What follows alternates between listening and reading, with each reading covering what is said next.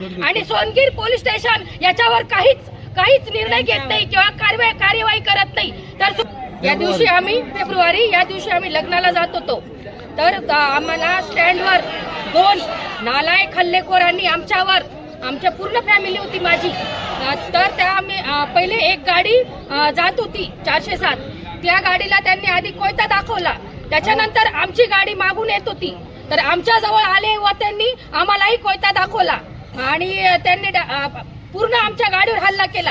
त्या गाडीत मी, माझी सासू, माझे आई वडील व माझे मिस्टर होते। त्यांनी पूर्ण आमच्या गाडीला पूर्ण घेरून घेतलेले होते।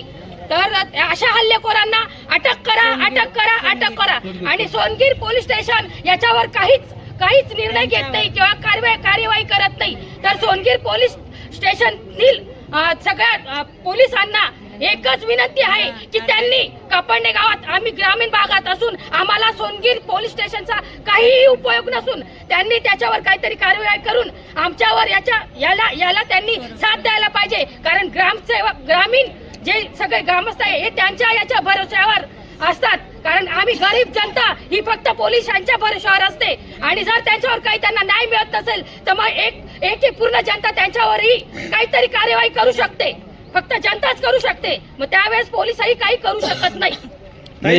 आम्ही धुळे येथील जिल्हा अधिकारी कार्यालयावर सगळेजण, कापडणा गावातील सगळे महिला व पुरुष आम्ही मोर्चा घेऊन आलेलो आहेत आणि आम्हाला जर याच्यावर न्याय मिळाला नाही तर आम्ही पुढे, इथून जर न्याय मिळाला नाही तर आम्ही पुढे हायकोर्टात सुद्धा जाऊ शकतो।